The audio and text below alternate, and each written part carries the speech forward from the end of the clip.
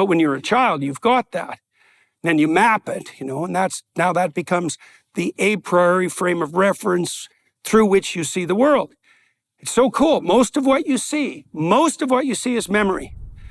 And so the way your visual system is structured, you get input from your retina, right, to the primary visual cortex. It detects things like edges, primary aspects of the visual reality. And then that's elaborated as you move up the physiological hierarchy towards your more complex brain areas, let's say. But those more complex brain areas have top-down inhibition and modification at each level. So even when you're directly perceiving, you're not. Most of what you see is what you assume. Now, the advantage to that is efficiency, right? Because once you've built a model, you might as well just see the model. But the problem with that is, well, what if your model's wrong? That's a problem. Or what if something's changed, right? And so, well, you have to be able to adjust on the fly, essentially. And you do that with exploration. And you do that with error, because error signals that your a priori presumption is incorrect. You default to exploration. How does the hypothalamus manage that?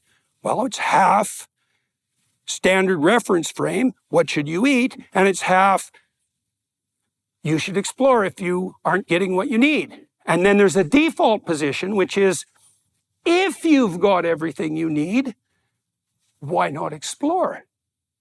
Because you might as well do some extra mapping just to figure out if there's something out there that you might need in the future. And so that shows you that there's a couple of things to understand there. One is exploration is very fundamental. It's as old neurologically as thirst or hunger. So that's old. It's half of your motivational system, half of the hypothalamus.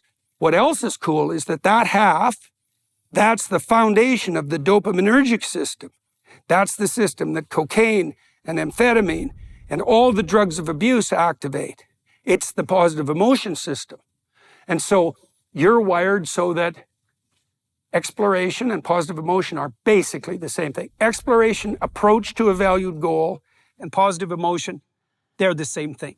And the reason people like cocaine, for example, is because cocaine makes them feel like they're doing something high order worthwhile, because it hyperstimulates the systems that mediate that emotion.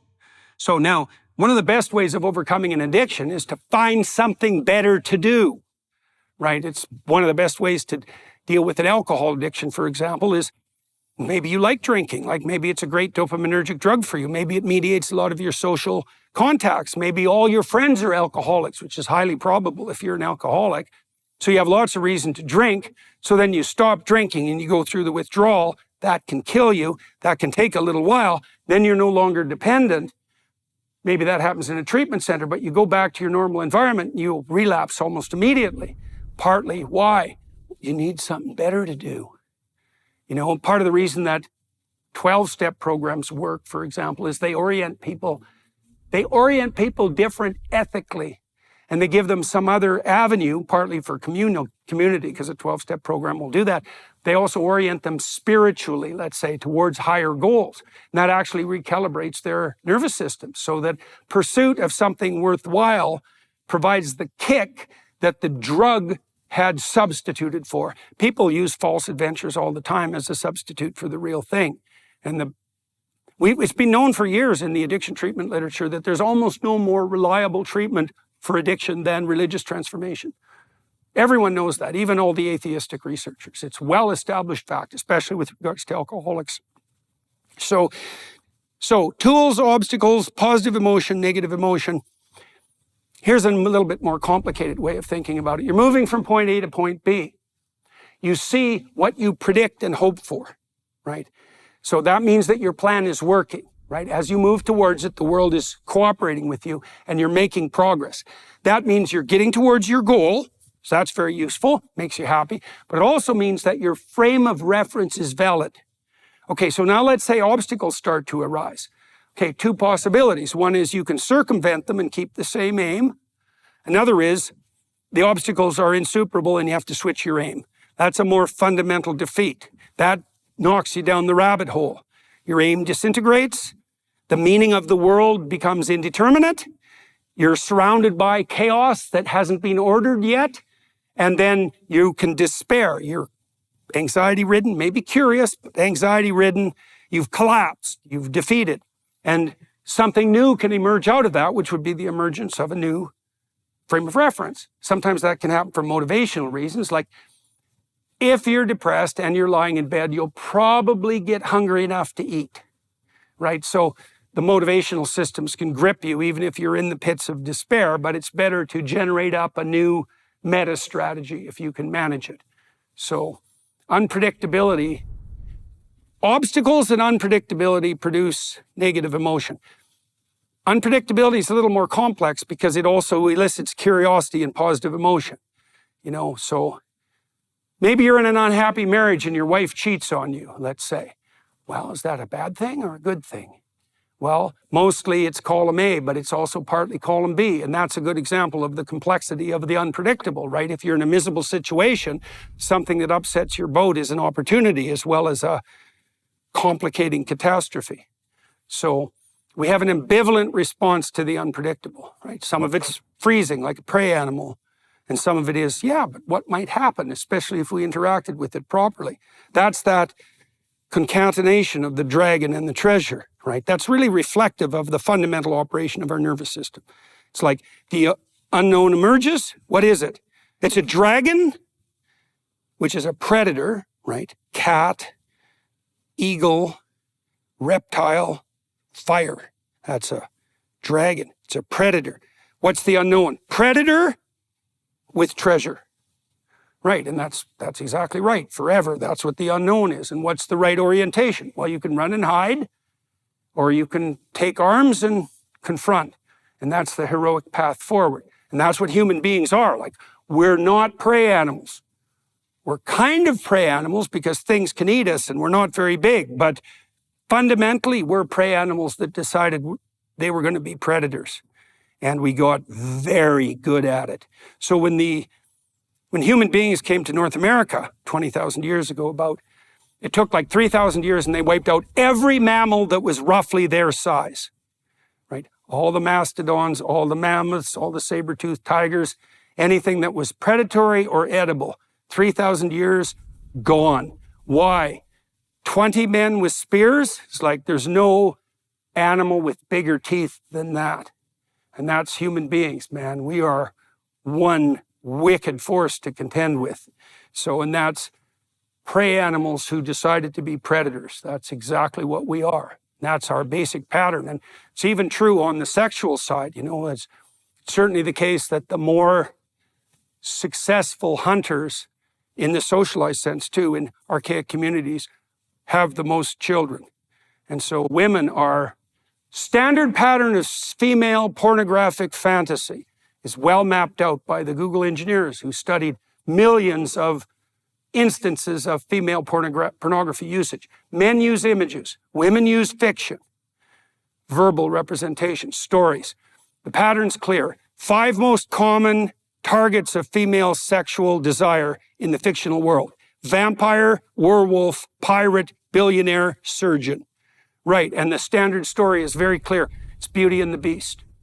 The Disney story. So there's a Gaston, he's a narcissist, dark tetrad type. He pretends to be a man. He pretends to embody the masculine. And he's pretty good at fooling stupid, naive women. That's the giggly blondes in the Disney representation. And there's a beast on the periphery who's genuinely aggressive and who's made some mistakes in the past. Has the potential to be an actual predator. And she establishes a relationship with him and tames him. She has preference for the genuine item in contradistinction to the narcissistic pretender. Then there's a battle between the narcissistic pretender and the genuine beast, and Beauty allies herself with the beast, who's now being socialized and civilized. So what are women after? Predatory men who are productive and can share. Right. Very tight balance for women. It's very hard target to hit because you want someone who's genuinely capable of being monstrous, who has subordinated that to productivity and generosity. Right. And so that's an intimidating father, let's say. And so you can understand that's a pretty damn hard target for women to hit. They're also very picky. So the thing that distinguishes Female humans from chimpanzee females, they're our closest biological relative by a large margin. Female chimpanzees, when they're sexually motivated, are not choosy in their mates. So the dominant males among chimps have more infants, but that's because they chase away the subordinate males from the females that are in heat. The females in estrus, and that happens in chimps but not in human beings. Human being females have concealed ovulation differently than chimps. The males chase away the subordinates, the females, but the females will mate with any male. But among human beings, that's not the case at all. Human females are extremely choosy, and sometimes to their own detriment. As the intelligence of a woman increases, the probability that she'll be married decreases. Why? Women are hypergamous across cultures.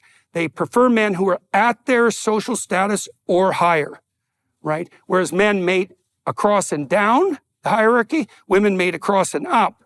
And that means that as a woman stacks up desirable traits, her window of acceptable mates shrink. And so that's mostly marked in the case of intelligence. And so if you have a woman who's 3 standard deviations above the mean in intelligence, her pool of acceptable men shrinks to 1% of the population. So then imagine she's attractive and hardworking and intelligent. It's like, what's her problem? Well, who's she going to find? I had lots of women like that in my clinical practice because I worked with, one corner of my practice was high achieving people. So I worked with law firms who sent their most productive people to me on the understanding with this company I worked with that we would help make them even more productive than they were, because every law firm depends on a small number of its employees who are extremely proficient as lawyers, but who also can generate business. Very rare combination. And a fair number of them were women, half of them probably, maybe more. And they were always women in their 30s. The law firms lost all those women because what the women concluded at about 30 was they didn't want to work 20 hours a day, which is what the really high-end male lawyers would do, right? Because if you're at the pinnacle of your profession, like the serious pinnacle, all you do is work. Like you're smart and you know what you're doing. And then the way you maintain your edge among everybody else who's smart and knows what they're doing is you just work all the time. And women who can do that, they hit 30 and they think, why am I doing this? Which is a really good question, right? Because the real question isn't why you would do that. It's why anyone would do that. Why would anyone do that? Work 80 hours a week, especially if they're already making more money than they need. Well, the answer to that is some men will do that because that's what they're like. Like they'll just, no matter what situation they're in, they'll hyper explore and head for the top. Why? Well, that's what makes them maximally attractive on the reproductive side. And that's built right into their physiology. It has no effect whatsoever of that on women. Zero. And so what the women usually conclude is, I'd rather have a 9-to-5 job and have a life, which is also what most men conclude, by the way, and which is a good default position. Why wouldn't you conclude that? And so the law firms, this is true with every high-performing enterprise. They all lose all their females in their 30s because the women think, I don't want to work 100 hours a week. Why the hell would I? I'd rather have a life, especially if they marry a man who's high achieving, because then, which they do, which also eliminates the economic need.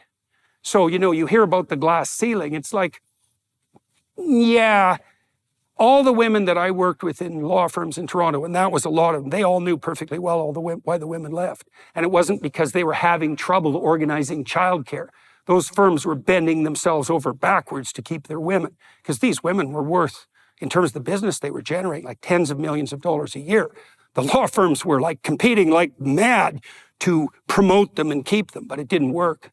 So we talked about the basic motivational frames, the fundamental motivations: thirst, hunger, sexual drive, defensive aggression, elimination, all mediated by these subcortical systems that organize basic behaviors in their purview. That's sort of like the default human being.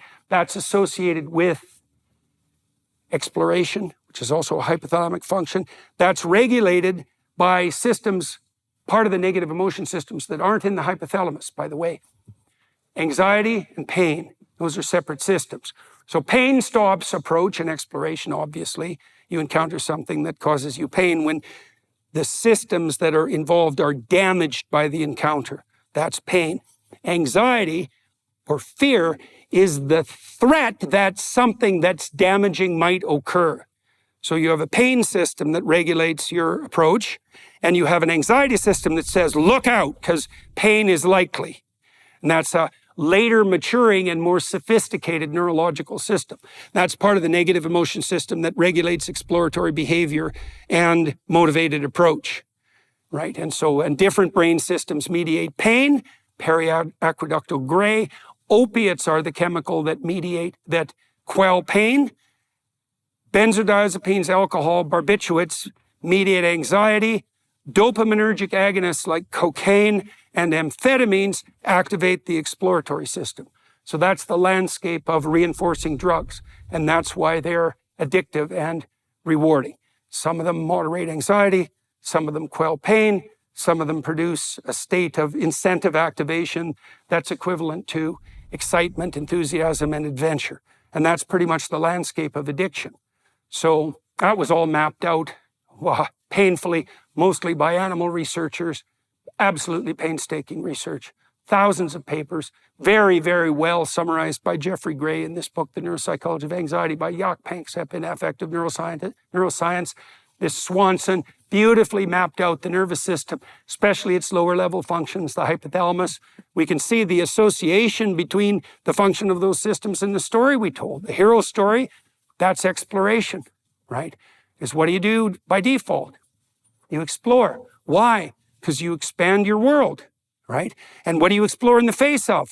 Negative emotion and positive emotion, right? Negative emotion, that's the dragon. What's a dragon? It's a predator. That's been studied. There's a great book on the symbolism of dragons. I think it's called Here There Be Dragons. Can't remember, unfortunately. Tree, snake, cat, bird. That's a dragon. It's the same in image. It's the same idea as the concept predator. Our default imaginary representation of the unknown is dragon. Why?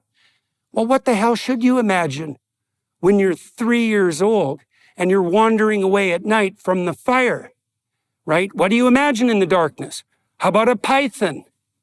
5% of primate deaths worldwide are reptile-related. And if you look cross-culturally, this is so cool. If you look cross-culturally at the acuity of primate vision, the primates with the most acute vision live in the territories with the largest percentage of reptiles. Why? Because they're very good at hiding and camouflaging. And so our vision is a gift from our reptilian enemies, right? Our vision. You see in the story of Genesis that it's the serpent who opens Eve and Adam's eyes. The serpent and the fruit. Our vision, we're trichromats. Why? To detect ripe fruit.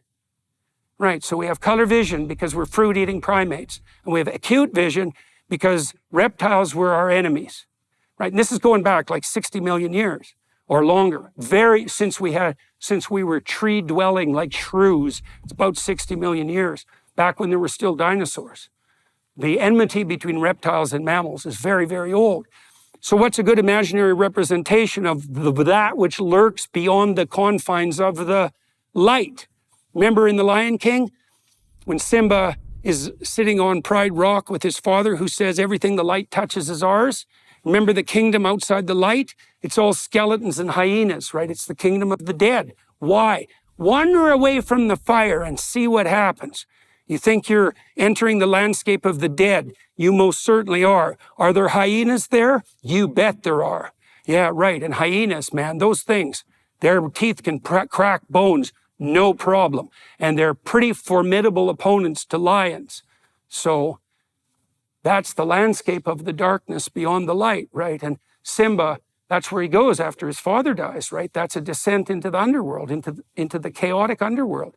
And it's the encounter with the anima from the Jungian perspective that turns him from an adolescent into a hero, right? Because Nala shows up when he's out with his adolescent friends, living for the moment because he's still immature, and shames him, right? He's attracted to her. She doesn't care much for him. Why?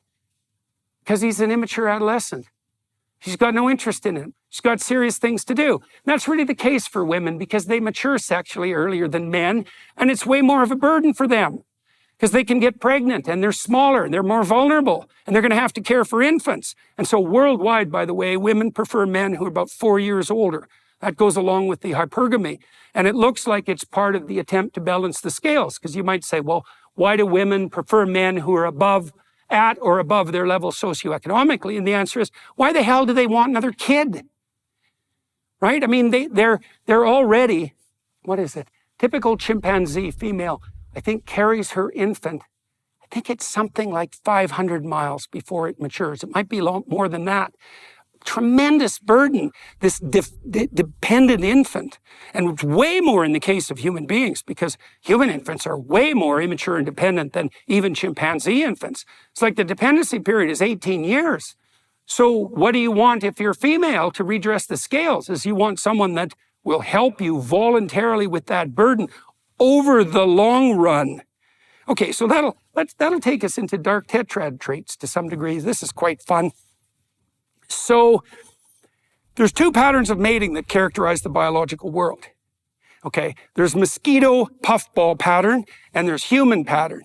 Okay, and the humans are on the extreme of, one is called R, small r, and the other is called K. I don't remember why it's called K. R is for reproduction. The mosquito puffball technique, fish as well, is 100 million offspring, no care. All of them die, but like one. Otherwise, you're knee-deep in mosquitoes and no time flat, right? So it's sex is the initial investment, sperm, nothing else.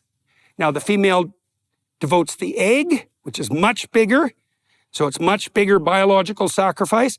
The definition of female is not chromosomal biologically. The definition of female is that sex that devotes most resource to reproduction. And that starts right at the level of egg. The egg is much bigger than the sperm. And then it's replicated at every level of reproduction. The female, in virtually every species, invests more. Okay. It's still not much of an investment for the R strategists. They produce a plethora of offspring with no investment. On the very opposite end of the continuum are human beings. Very few offspring, very high investment. 18 years, more than that. Human beings have the lifespan they do because we're multi-generational investors. There's room for grandparents because human children are so complex that one generation of parents is not enough. And so we seem to have evolved the lifespan. We've evolved because it's optimal for children to have grandparents around to help with their care. So that's how extensive the dependency period is for human beings. Okay, so what does that imply? No investment, high investment. Human beings over here. Now let's take human beings and do the same thing. We can imagine that there are two patterns of human reproduction. Low investment and high investment. Okay, there's arguably men tilt more than women towards low investment strategies. Now why? Well, because they can, right? Because a man can sleep around, and if he gets someone casually pregnant, he can run away from the pregnancy. Whereas, at least historically speaking, the woman wasn't going to run away from the pregnancy. So men can get away with low investment sexual strategies. Okay, now, imagine we take men and women, but we'll concentrate on men for the time being, and we map out their personalities in relationship to their preference for sexual strategy. I'll tell you a funny story about this first. Orangutans have two male variants. So, and this was only discovered in the last few decades. So the typical orangutan is arboreal. So they live in the trees almost all the time. Very graceful creatures. But the males, the reproductively successful males, are so big that they really can't be arboreal. So they hang around on the ground like football blockers, tackles. And the females come to them. But there's another male variant, and they thought these were adolescents, and they're thin and arboreal. And that's what an adolescent male looks like. But a lot of the adult males still have that form. There's only one ground-dwelling dominant male in a territory. And if you're the male and you're not him, then you stay arboreal, and your strategy is rape. The females don't come to you. You chase them down. Okay, so there are opportunistic There's an opportunistic male variant among orangutans, right? So the females come to the high status male and the low status males have to use force. Exactly the same is true among human beings. Okay, so now here's the question. You have this distribution of mating strategies, short-term, adventurous mating versus long-term commitment. Okay, now you personality map those males. What are the short-term males like? Dark tetrad, narcissistic, Machiavellian, psychopathic, and sadistic. That's a good thing to know. Now, naive young women confuse the narcissistic, psychopathic, Machiavellian sadists with confident men because they're emotionless. And they're emotionless because they're predatory, not because they're competent. Like women are after competent men. That's why they go for wealth. It's not because of the wealth. It's because the wealth marks competence. And they want competence and they want long-term commitment. The psychopathic pretenders mimic that with their confidence. That's Gaston in Beauty and the Beast. He's a pretender, yeah. So that's really something to understand. Boy, that's quite the remarkable. Okay, and that brings us into the psychometric domain, and we'll close up with that.